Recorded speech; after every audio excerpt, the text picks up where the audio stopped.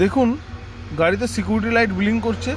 Security light চাবি on করব, on করার পর সিকিউরিটি লাইট অফ হয়ে যাওয়ার কথা, কিন্তু সিকিউরিটি লাইট বন্ধ হচ্ছে না, একভাবে জ্বলে রয়েছে। গাড়িতে মিটার এফ লেখাও আছে। আর গাড়ি ইগনিশন সুইচ দেখুন, আমরা সেলফ মারছি, সেলফও নিচ্ছে না। গাড়ি আমাদের কাছে এরকম খোলা পজিশানে এসছে। দেখুন গাড়ি এদিকে পজিশানও দেখুন, গাড়ি এরকম খোলা পজিশানেই আমাদের কাছে এসছে, এরকমভাবেই ট্রো করে।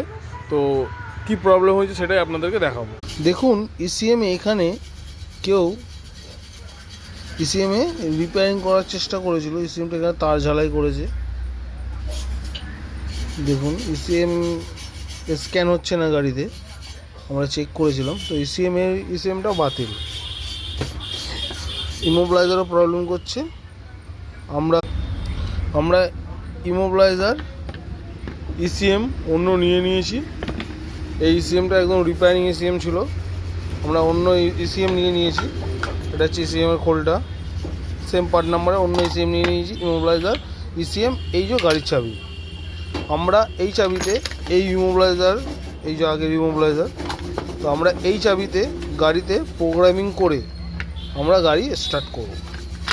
চলুন দেখে নেওয়া যাক। দেখুন আমরা ইসিএম ইমোবিলাইজার আলাদা লাগিয়ে নিয়েছি।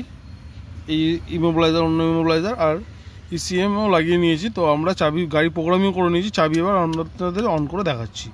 দেখুন চাবি অন করেছি, দেখুন এফ লেখাটাও চলে গেছে আর গাড়ি কমপ্লিট। তো আমরা সেলফ মারব। তো ব্যাটারি ডাউন আছে, আমরা অন্য ব্যাটারি লাগিয়ে গাড়িতে দেখুন সিকিউরিটি লাইটও নিভে গেছে। আমরা আবার চাবি সুইচ অফ করলাম, আবার অন করলাম, সিকিউরিটি লাইট সঙ্গে সঙ্গে লিখে নিভে গেল। এবার আমরা গাড়ি সেলফ মারব।